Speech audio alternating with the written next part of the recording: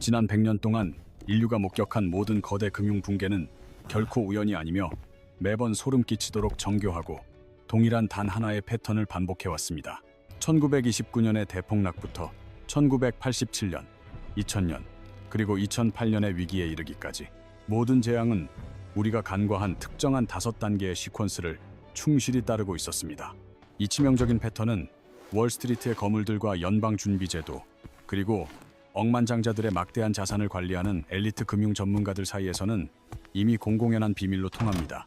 하지만 그들은 결코 일반 대중에게 이 진실을 미리 경고하지 않는데, 이는 개미들이 공포에 질려 자금을 회수하면 자신들이 탈출할 유동성이 사라지기 때문입니다. 오늘 저는 여러분에게 경제의 파멸을 예고하는 이 5가지 단계를 상세히 공개하고 현재 우리 경제가 이 위험한 시퀀스에 어디쯤 와 있는지 냉정하게 분석해 드릴 것입니다. 미리 경고하자면 우리는 현재 대부분의 낙관론자가 믿고 있는 것보다 훨씬 더 위험한 붕괴의 문턱에 와 있으며 역사의 수레바퀴는 이미 멈출 수 없는 회전을 시작했습니다. 1929년 당시 로저 밥슨이라는 인물은 한 비즈니스 컨퍼런스에서 모두가 찬양하던 호황의 끝을 예고하며 그 당시 월스트리트에서 가장 미움받는 예언자가 되기를 자처했습니다. 그는 조만간 끔찍한 대폭락이 올 것이며 그것은 상상을 초월할 것이라는 9마디의 짧은 문장을 던졌으나 축제 분위기에 취해 있던 청중들은 그를 비웃었습니다. 당시의 주요 언론들은 밥슨을 시장의 분위기를 망치는 선동가로 몰아세우며 조롱했고, 대중들은 주가지수가 영원히 우상향할 것이라는 맹목적인 믿음 속에서 파티를 즐겼습니다. 당대 최고의 경제학자로 칭송받던 어빙 피셔는 주식시장이 이제는 결코 무너지지 않는 영원한 고원에 도달했다고 장담하며 밥슨의 경고를 구시대적인 망상이라고 공개 비판했습니다. 하지만 밥슨의 연설이 있은 지 정확히 47일 만에 시장은 역사상 유례없는 대폭락을 맞이했고, 영원한 번영을 약속했던 피셔를 포함한 수많은 이들이 모든 것을 잃었습니다. 결국 피셔는 극심한 빈곤 속에서 생을 마감했지만 자신의 원칙을 고수했던 밥슨은 거대한 부를 축적하고 오늘날까지 명맥을 이어오고 있는 명문대학을 설립하는 성공을 거두었습니다. 여기서 우리가 주목해야 할 핵심은 밥슨이 단순한 운이나 직감으로 시장을 예측한 것이 아니라 금융시장의 기저를 흐르는 체계적인 데이터 분석 방법을 개발했다는 사실입니다. 그는 신용 수준, 시장의 집중도, 기관 투자자의 행동, 유동성 상태, 그리고 시스템의 트리거 취약성이라는 5가지 요소를 통해 위기의 징후를 과학적으로 포착해냈습니다. 저는 지난 수개월 동안 연방준비제도의 방대한 데이터와 역사적 기록을 뒤져가며 밥슨의 프레임워크가 현대의 금융위기에도 여전히 유효한지 검증하는 고통스러운 작업을 수행했습니다. 분석 결과는 충격적이었으며 밥슨이 제시했던 5가지 지표는 과거의 모든 경제적 대재앙 직전에 예외 없이 위험 신호를 강력하게 보내고 있었다는 사실이 명확히 드러났습니다. 이제부터 설명할 1단계는 모든 금융위기의 근원적인 시작점인 신용의 폭발로 탐욕이나 투기보다 훨씬 더 본질적이고 위험한 부채의 확장을 의미하는 매우 위험한 단계입니다. 경제가 감당할 수 있는 수준을 넘어서서 신용이 무분별하게 팽창하기 시작하면 사람들은 자신이 갚을 수 없는 돈을 빌려 자산 가격을 억지로 끌어올리는 악순환의 늪에 빠집니다. 상승하는 자산 가격은 사람들에게 가짜 부의 환상을 심어주고 더 많은 대출을 받게 유도하지만 이것은 사실 시스템 전체가 붕괴하기 직전에 설치되는 치명적인 덫입니다. 1920년대 후반 미국인들은 단 10%의 현금만 가지고 90%를 빌려 주식을 샀으며 1929년 당시 총 마진 부채는 연방 예산 전체와 맞먹을 정도로 위험한 수준이었습니다. 2007년의 금융 붕괴 역시 주택담보대출이라는 이름의 거대한 부채가 도화선이 되었으며 당시 은행들은 소득이 없는 이들에게까지 무분별하게 집을 사라고 부추겼습니다. 금융기관들은 이 위험한 모기지 채권들을 복잡한 파생 상품으로 포장해 전 세계 연기금에 팔아넘겼고, 레버리지는 시스템에 보이지 않는 곳에서 암세포처럼 증식했습니다. 2000년 닷컴 버블 당시에는 수익조차 내지 못하던 기술 기업들이 수십억 달러를 빌려 무리하게 세력을 확장했고 자신들의 주식을 담보로 위험한 도박을 벌였습니다. 결국 주가가 하락하기 시작하자 그들이 쌓아올린 허울뿐인 모래성은 순식간에 무너졌으며 오늘날 우리가 마주한 부채의 규모는 과거의 그 어떤 사례보다 압도적입니다.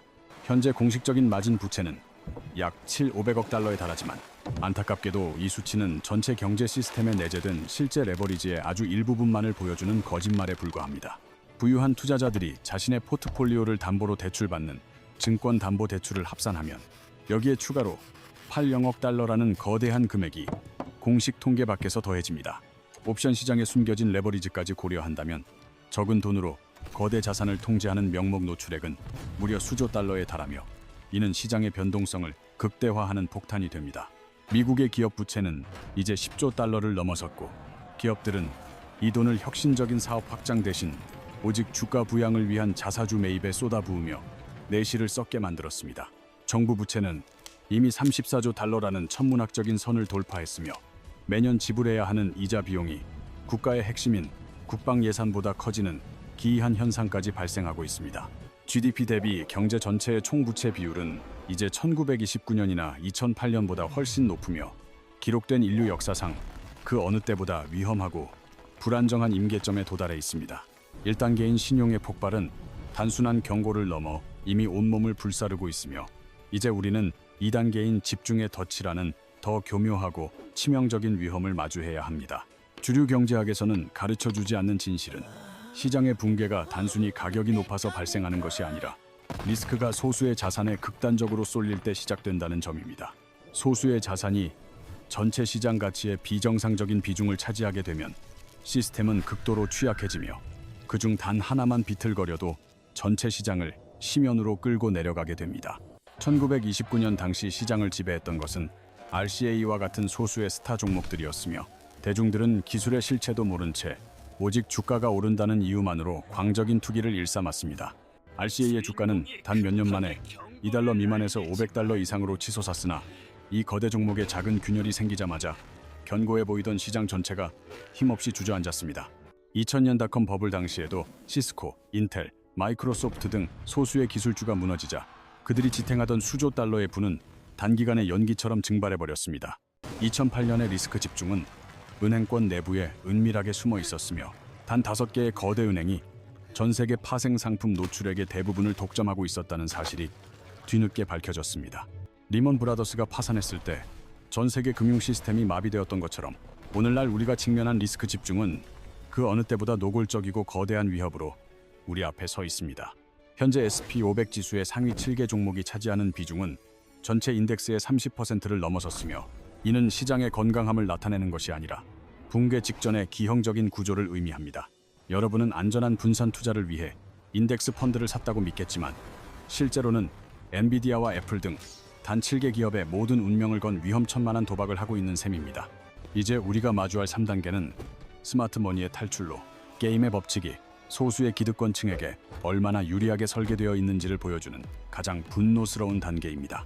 거대 위기가 닥치기 전 기관 투자자와 헤지펀드 그리고 억만장자들은 대중 몰래 자신들의 포지션을 축소하고 현금을 확보하며 조용히 대피할 준비를 마칩니다. 그들은 공식 석상에서는 시장의 펀더멘탈이 강력하며 절대 패닉하지 말라고 설득하지만 정작 뒤에서는 누구보다 빠르게 비상구를 향해 달려가고 있습니다.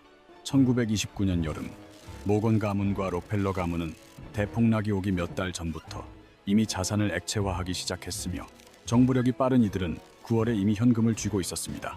조셉 케네디 역시 신발 닦기 소년과의 대화를 통해 위기를 직감했다고 알려졌지만 실제로는 은행 내부의 은밀한 정보망을 통해 파멸의 징후를 먼저 포착했습니다.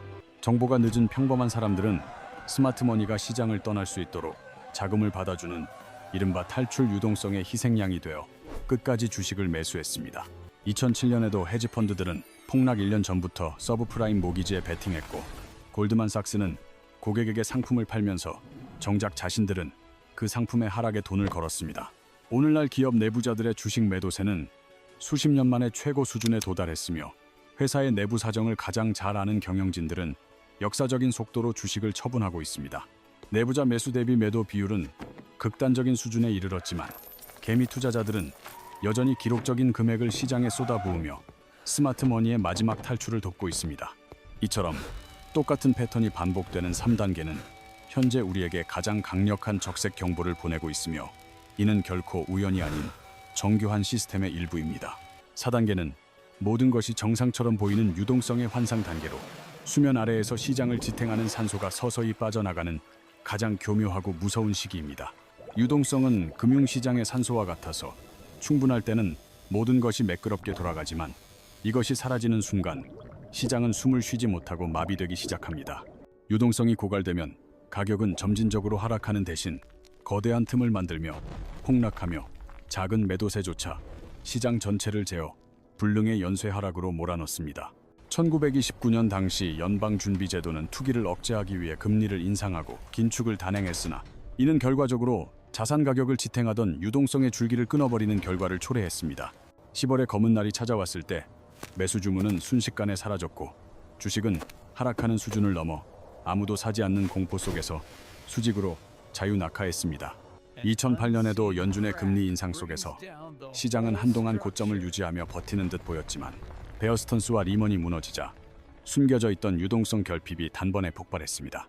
현재 연방준비제도는 40년 만에 가장 빠른 속도로 금리를 올렸으며 불과 2년도 안 되는 짧은 시간 동안 0%에서 5% 이상으로 금리를 치솟게 만들었습니다. 사람들은 시장이 여전히 고점 근처에 있다는 이유로 연착륙을 낙관하지만 수조 달러의 유동성이 시스템에서 빠져나가면서 발생한 스트레스는 이미 곳곳에서 감지되고 있습니다. 2023년 3월 실리콘밸리 은행을 포함한 대형 은행들이 단 일주일 만에 무너진 사건은 금리 인상으로 인한 유동성 위기가 얼마나 치명적인지를 보여주는 전조 증상이었습니다. 전 세계 금융의 근간인 국채 시장조차 유동성이 증발하며 심각한 배관 문제를 드러내고 있으며 이는 4단계인 유동성의 환상이 곧 깨질 것임을 암시합니다. 마지막 5단계는 그 누구도 정확히 예측할 수 없는 트리거의 단계로 취약해진 시장을 순식간에 붕괴로 몰아넣는 가장 위험한 순간을 의미합니다. 트리거는 그 자체가 붕괴의 근본적인 원인은 아니지만 앞선 1단계부터 4단계까지 쌓인 시스템의 모순에 불을 붙이는 결정적인 성량 역할을 수행합니다. 1929년 당시에는 미국과 무관해 보였던 영국의 하트리 사기 사건이 트리거가 되어 현금을 확보하려던 영국 은행들의 자산 매각이 전 세계적인 폭락을 유도했습니다. 2008년의 트리거는 리먼 브라더스의 파산이었으나 사실 시스템은 이미 폭발 직전이었으며 리먼이 아니었더라도 그 어떤 다른 금융기관이 그 역할을 대신했을 것입니다. 이번 위기의 트리거는 대만이나 중동에서의 지정학적 갈등 혹은 러시아와의 계산 착오와 같은 예측 불가능한 외부적 요인에서 시작될 가능성이 매우 큽니다. 또한 600조 달러라는 천문학적인 규모를 가진 파생상품 시장의 사고나 대형 헤지펀드의 파산이 전체 금융 시스템을 연쇄적으로 무너뜨리는 트리거가 될 수도 있습니다. 상업용 부동산 시장의 붕괴나 지방 은행들의 연쇄 뱅크런 혹은 달러에 대한 신뢰 상실과 같은 정치적 위기가 우리가 예상치 못한 순간에 닥쳐올 수 있습니다. 역사적으로 트리거는 항상 사람들이 가장 걱정하는 것이 아니라 아무도 예상하지 못했던 사각지대에서 갑자기 나타나 시장의 허를 찌르는 속성을 가지고 있습니다. 1단계부터 4단계까지의 모든 징후가 적색 신호를 보낼 때 트리거는 보통 그로부터 12개월에서 24개월 이내에 예외 없이 모습을 드러냈습니다. 2024년 말부터 이미 4가지 단계가 모두 활성화되었음을 고려할 때 우리가 직면한 붕괴의 창문은 2025년이나 2026년 사이에 열리게 될 것입니다. 제가 드리는 말씀은 내일 당장 시장이 무너진다는 예언이 아니며 시장은 때때로 우리의 이성적인 판단보다 훨씬 더 오랫동안 비이성적인 상태를 유지할 수 있습니다. 하지만 과거 100년 동안 발생했던 모든 거대 경제 위기의 전조 증상들이 지금 이 순간 한꺼번에 나타나고 있다는 사실만큼은 결코 부정할 수 없는 진실입니다. 1929년에 로저 밥스는 단순히 위기를 예측하는 데 그치지 않고 남들이 투기에 열광할 때 현금을 확보하고 하드 자산을 매입하며 파멸에 철저히 대비했습니다. 반면 그를 조롱했던 천재 경제학자 어빙 피셔는 자신의 지능만을 믿고 시장의 경고를 무시하다가 결국 모든 재산과 명예를 잃고 빈곤 속에서 죽음을 맞이했습니다. 두 사람의 운명을 가른 것은 지능의 차이가 아니라 시장이 보내는 신호를 존중하고 다가올 미래를 위해 자신을 미리 위치시켰는지에 대한 태도의 차이였습니다. 여러분의 자산이 소수의 거대 기술주에 과도하게 집중되어 있지는 않은지, 그리고 시장이 50% 폭락했을 때 여러분의 은퇴 계획이 무너지지는 않을지 냉정하게 질문해야 합니다. 경제 위기에서 파괴되는 사람들은 결코 어리석어서가 아니라 시스템이 실제보다 더 안정적이라고 믿고 누군가 미리 경고해 줄 것이라 막연히 기대했기 때문입니다. 1929년에도 2008년에도 전문가들은 결코 여러분에게 미리 경고하지 않았으며 이번에도 기득권층은 자신들의 탈출이 끝날 때까지 여러분에게 괜찮다고 말할 것입니다. 패턴 그 자체가 이미 여러분에게 보내는 가장 강력한 경고이며 이 정보를 바탕으로 준비할 것인지 아니면 무시할 것인지는 오직 여러분의 선택에 달려 있습니다.